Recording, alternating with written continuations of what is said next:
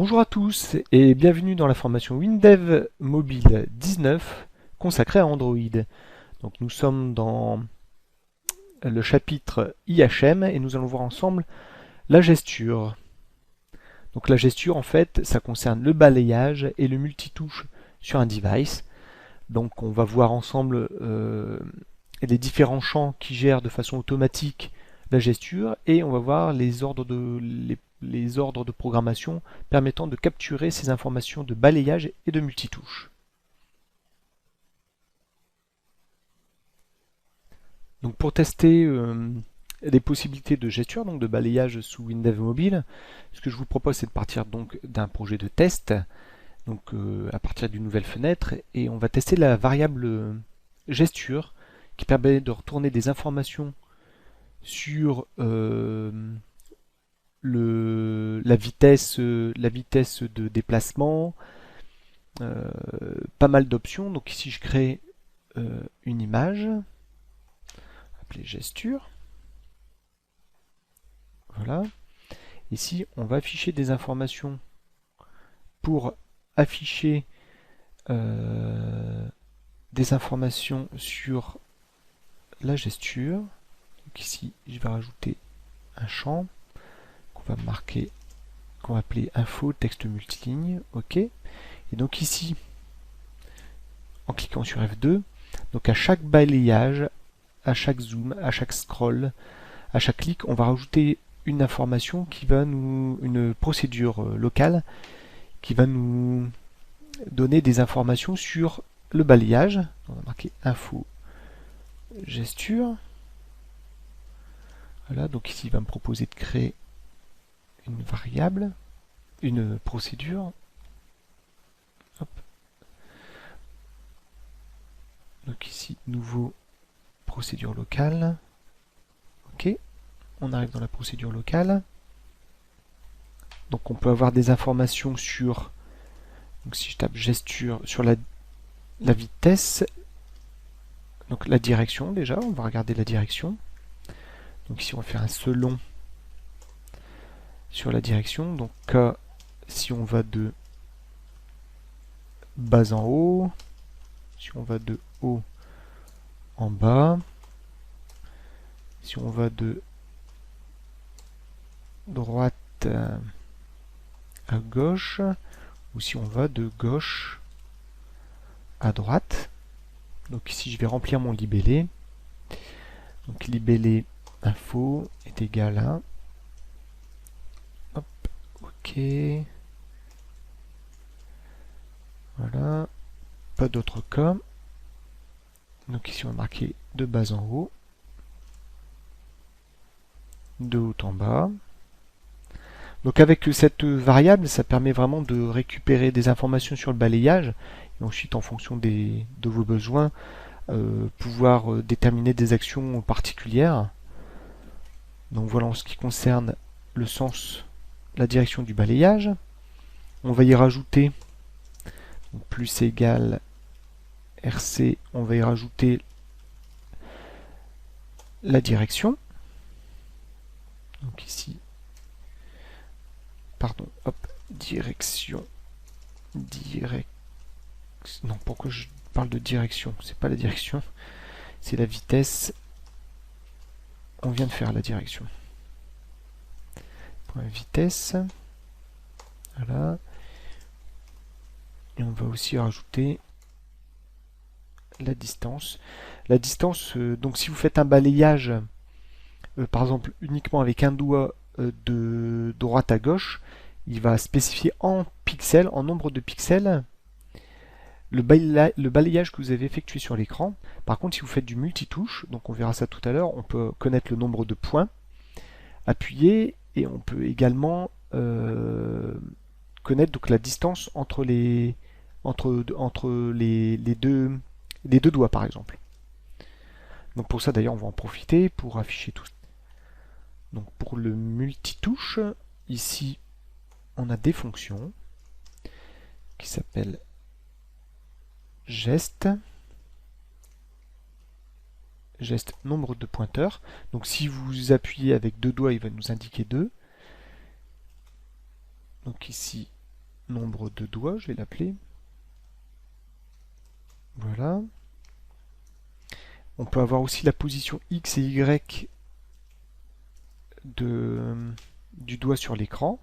Donc position X. Donc, geste. Hop, ici, geste position X.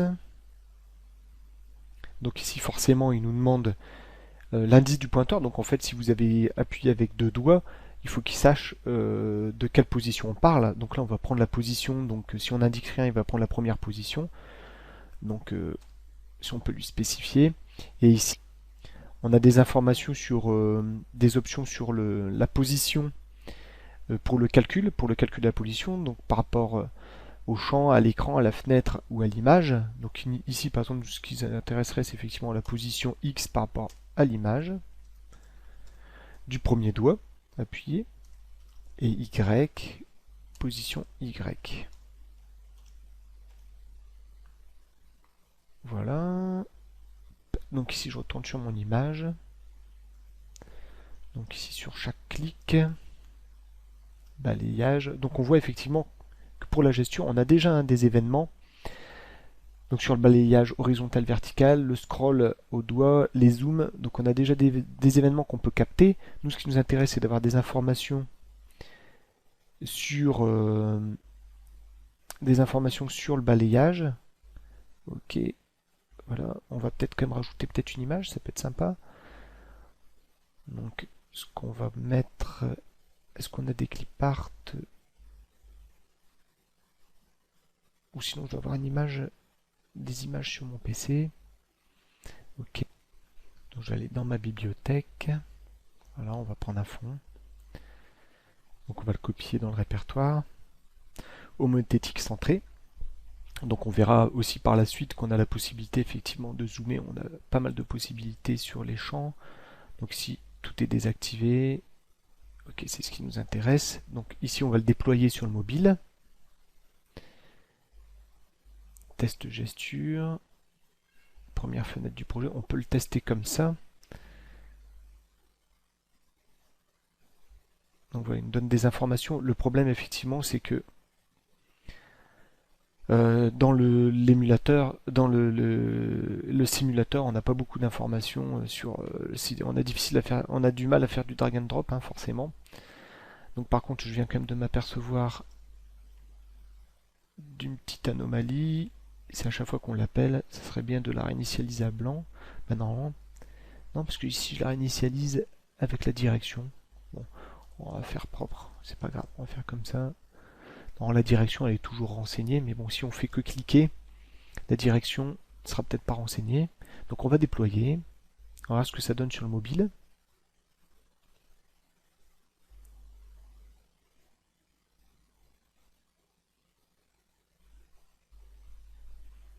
Donc on a notre application qui s'est exécutée. Donc si je vais poser un doigt sur l'image, donc ici il m'a mis un mouvement, mais bon, il a dû être de quelques pixels. Donc ici je remets un autre doigt à une autre position. Il me change bien ma position X, Y. Ici je vais poser deux doigts. Donc ici, deux doigts. Voilà. Donc il m'a bien mis deux doigts. Je vais en poser trois. Trois doigts. Donc ça fonctionne bien. Il me donne bien la distance entre mes doigts. Ici, si je vais poser deux doigts sur l'écran. Je vais les écarter. Effectivement, la distance, elle change. Et si je les rapproche, la distance rétrécit. Donc voilà. Donc ça fonctionne bien. Il me met bien la distance entre les deux doigts. Ici, je vais donc de gauche à droite. Voilà, j'attends parce qu'il y a un petit temps de latence par rapport au remote control. Ici, je vais de droite à gauche. Maintenant, de bas vers le haut. Et de haut en bas. Voilà. Concernant la vitesse, je vais me déplacer très lentement de la gauche vers la droite. Donc il me met une vitesse assez petite, 377, c'est le nombre de pixels. Alors exactement quoi? C'est du nombre de pixels. Ça doit être le nombre de pixels par seconde. Donc ici je vais aller très vite. Donc pareil de gauche vers la droite. Donc il devrait me mettre voilà, le nombre de pixels à la seconde à laquelle je me suis déplacé. Donc pour la distance de la même façon, je vais me déplacer sur une très longue distance.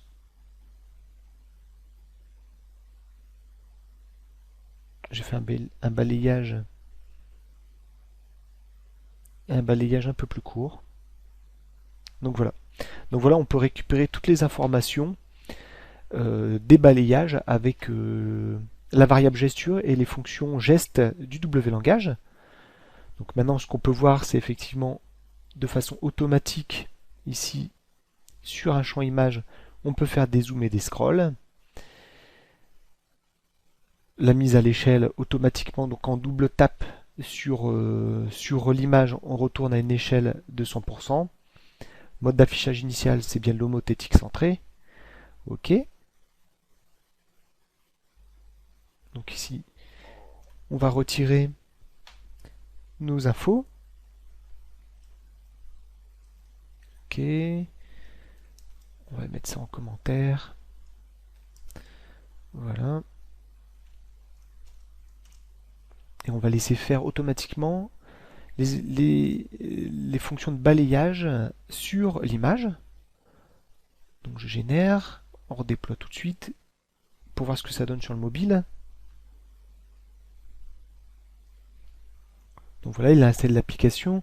Donc ce que je vais faire par exemple, c'est zoomer. Donc je vais pincer l'image comme vous avez l'habitude de faire sur un téléphone. Donc on voit effectivement qu'il zoome. Voilà. Il zoome sur l'image de façon automatique. Je vais double taper. Il va revenir dans un zoom 100%. Si après je zoome donc, par exemple ici, je vais doucement. Vous c'est saccadé, hein, parce qu'effectivement sur l'enregistrement, il y a un petit temps de latence, comme je vous ai expliqué pour le remote control. Mais bon, j'ai utilisé cet outil pour remote control parce qu'il est facile à utiliser, il n'y a pas d'install à faire. Bon, il marche relativement bien. Donc voilà, ici j'ai zoomé et après, effectivement, je peux me déplacer sur l'image. Voilà, je peux me déplacer sur l'image d'en bas comme je le souhaite. Voilà. Et effectivement, je peux pincer dans l'autre sens pour faire un zoom dans l'autre sens.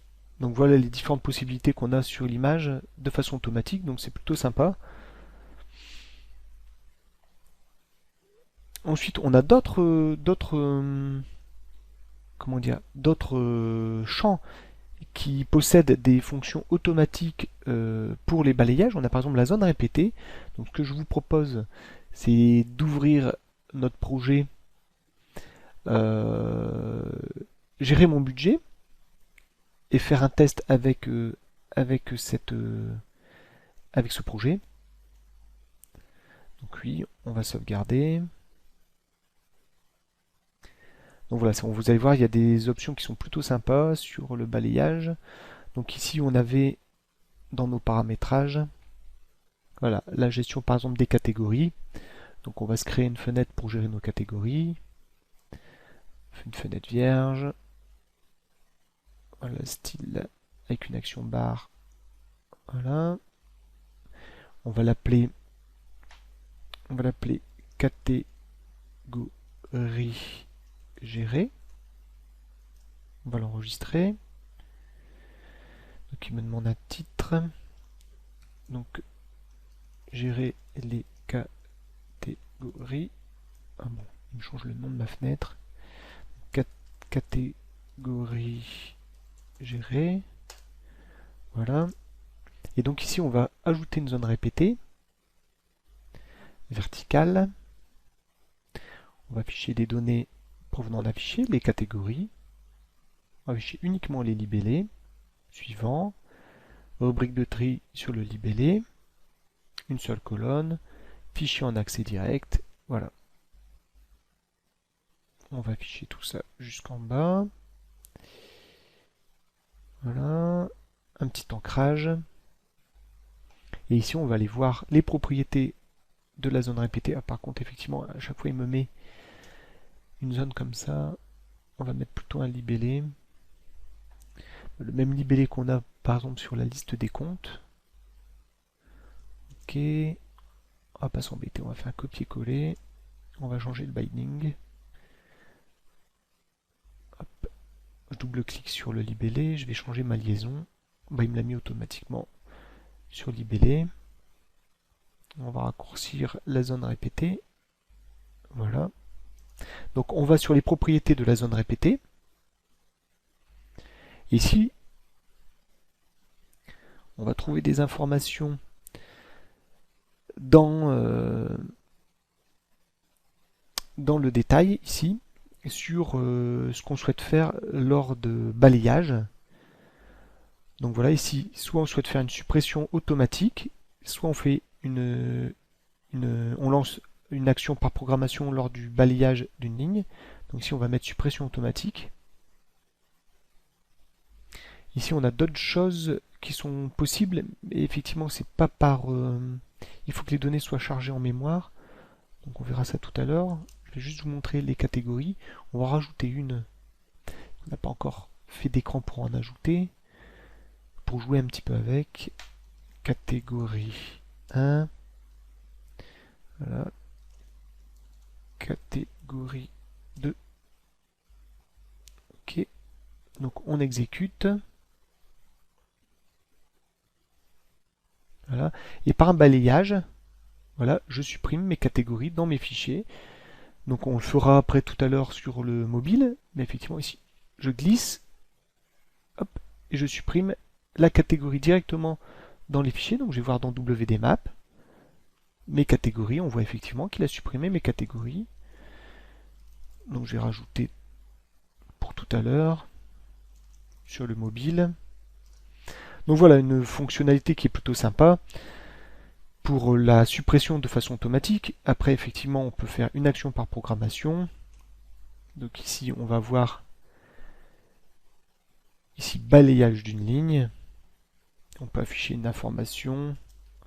Voilà, l'avantage c'est qu'on peut faire ce qu'on veut effectivement, soit une suppression, soit autre chose. On va marquer balayage. Balayage, voilà. Donc si je vais relancer, go. Donc ici je fais un balayage sur éducation enfant, voilà, j'ai mon information furtive. Donc soit de façon automatique, soit de façon programmée sur le balayage d'une ligne. Donc si je vais supprimer l'info, ok. On va remettre la suppression de façon automatique. Voilà. Donc là je retourne dans les propriétés de ma zone répétée. Donc si on va changer le parcours, on va tout charger en mémoire, plutôt que d'avoir un accès direct. Et ici on va voir qu'on a une nouvelle option qui est le déplacement des lignes. Donc ici on interdit le déplacement des lignes, mais là effectivement on peut avoir un petit vrip, ce qu'on appelle un petit vrip, donc une petite zone, une petite icône en fait sur la droite ou sur la gauche, ici selon notre choix. Donc on va mettre un petit vrip à gauche qui nous permettra de déplacer nos éléments dans la liste. Donc effectivement on peut gérer un ordre par exemple, ça peut être intéressant de gérer un ordre dans la liste. On va tester ça tout de suite. Donc il nous a ajouté le petit vrip ici, donc je vais décaler, on va le relancer. Donc si on a le petit vrip, donc si je prends, c'est pas forcément évident à faire lors des dans l'émulateur, dans le simulateur pardon. Donc on fera, je vais laisser l'option, on le fera sur le téléphone. Ok. Donc si je vais voir dans les événements, je vais avoir des événements concernant. Donc voilà, ici on n'a pas vu effectivement tout à l'heure avant ou après la suppression automatique d'une ligne. Effectivement, j'ai oublié de vous le montrer. Et ici, par contre, c'est ça que je voulais vous montrer, c'est les nouveaux éléments concernant le début du glisser et le lâcher du glisser. Donc le drag and drop, là, le petit grip qu'on a rajouté. Donc ça permet effectivement de rajouter des conditions sur les déplacements. Donc ici, si vous renvoyez faux au moment du lâcher glissé, Si vous faites ça, le glisser sera annulé en fait.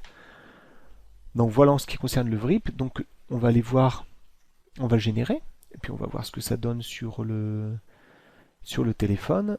Donc, catégorie gérée, je vais le mettre en première fenêtre pour gagner du temps. Ok, on va générer.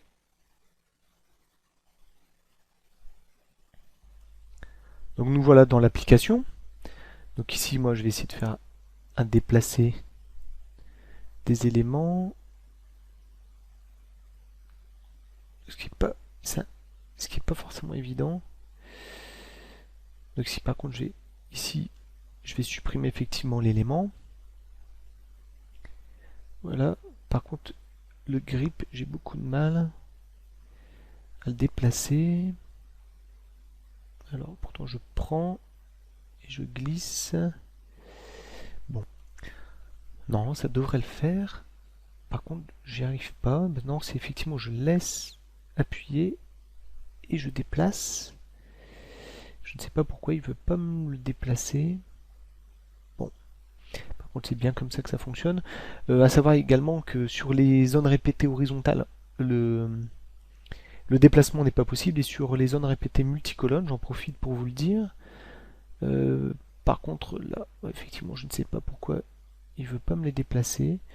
On voudrait faire un test avec une zone charge en mémoire. Il y a peut-être un bug à ce niveau-là.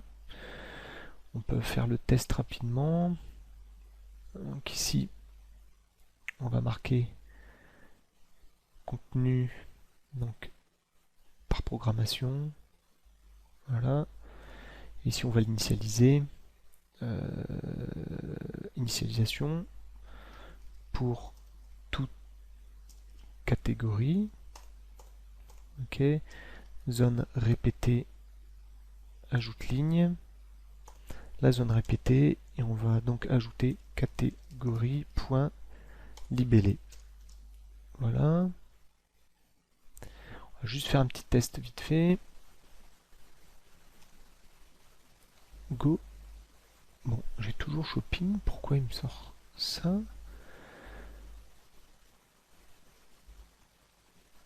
Ici, on va enlever le binding. Non, pourtant, ici, je parcours bien toutes les catégories. On va mettre un point d'arrêt. Ici, c'est bien ça. Go. F8. Libeller facture. Il m'ajoute bien toutes mes catégories, mais j'ai toujours la même chose. Pourquoi? Alors, on va regarder tout de suite. Dans ma zone répétée, je suis bien par programmation. Libeller compte, il est bien à l'intérieur. Ok, bon. Alors, qu'est-ce qui lui plaît pas?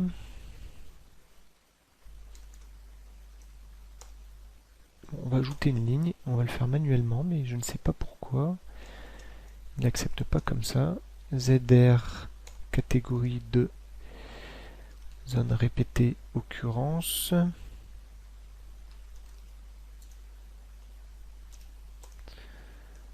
Voilà, on va prendre la dernière occurrence. Point libellé compte est égal à libellé. On va voir si ça fonctionne mieux comme ça. Oui, alors pourquoi il n'a pas voulu accepter ici ma valeur? Donc j'ai peut-être une petite idée, effectivement. Il faut peut-être rajouter un attribut qui est le libellé. Voilà, la valeur. Si on n'a pas d'attribut, ce qui sera plus valable dans la version 20, on aura plus ce problème d'attribut, et c'est vrai que souvent je me fais attraper. Ça sera beaucoup plus simple, donc voilà, je recommence. Ah, voilà, c'est ça. Donc il n'y avait pas d'attribut, il m'a pas sorti d'erreur, pourtant j'ai passé un paramètre pour le premier attribut, mais il m'a pas sorti d'erreur. Donc on va redéployer, on va regarder si c'est bien un problème sur les zones répétées liées à des fichiers. Donc mon application s'est lancée. Ici je vais essayer donc de le déplacer. Non, j'ai toujours l'anomalie. Ah si. Ah voilà, ok. Alors peut-être...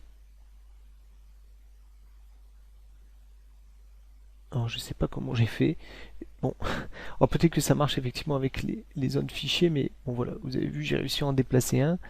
Bon, j'ai un peu de mal, donc finalement c'est pas si pratique que ça. Hop, non. J'ai réussi à en déplacer un. On va vérifier dans l'aide. Donc ici, hop, je vais aller chercher l'aide. Donc zone répétée déplacement par gesture. On va voir ce qu'il nous donne sur le déplacement des lignes. Ok, les événements. Le déplacement de ligne est disponible uniquement sur zone répétée mémoire. Donc on l'a testé, on vient de le tester. Et les champs zone répétée fichier chargeant mémoire. Donc ça devrait marcher. Et comment on fait pour le déplacement? Est-ce qu'ils indiquent une info? Pour effectuer un déplacement par gesture, il suffira de rester appuyé sur l'élément, puis de déplacer cet élément. Bon bah écoutez, moi j'ai essayé, je suis peut-être pas très doué. Je vais refaire un test. Bon, je réussis à en déplacer un. Mais non, là je suis sûr. Alors peut-être que l'événement suppression rentre en conflit en fait. C'est peut-être ça. Donc je me permets de refaire un dernier test. Ici, on va enlever, ici dans détail, on va enlever la suppression automatique. Peut-être qu'il rentre en conflit en fait. Il y a peut-être un souci comme ça. Donc on va régénérer, on va déployer. C'est vraiment, bon voilà, c'est du live, hein. On est en train de tester vraiment ensemble, en rencontrant ensemble des difficultés. Donc pourtant, j'avais pas le souci, mais effectivement, j'ai peut-être jamais fait les deux événements ensemble, donc il y a peut-être une anomalie. Donc voilà mon application qui s'est exécutée. Donc j'ai essayé de déplacer un élément. Donc, je laisse appuyer. Non. Et en prenant sur le VRIP, éducation enfant, j'essaie de prendre sur le VRIP. Non, ça devrait vraiment, on laisse appuyer et on déplace, et il devrait se déplacer. Bon, j'ai beaucoup de mal à le déplacer, je sais pas pourquoi. Bon, on a réussi à en déplacer un, donc ça fonctionne. Après, je suis peut-être pas doué, hein. Donc on a vu ensemble effectivement la gesture automatique. Donc pour rappel, effectivement, dans un champ image, on peut gérer les scrolls et les zooms de façon automatique. On a également des possibilités de gesture sur la zone répétée, donc la suppression automatique ou la gestion de suppression avec un événement par programmation. Et également le déplacement de ligne. On a vu que moi, en tout cas personnellement, j'ai quelques difficultés à les déplacer. Donc voilà, en ce qui concerne la gesture automatique. Donc ce qu'on a couvert dans cette vidéo, c'est donc comment gérer l'interception du balayage et du multitouche dans Android de façon automatique ou par programmation. Merci de votre attention et à tout de suite pour la prochaine vidéo.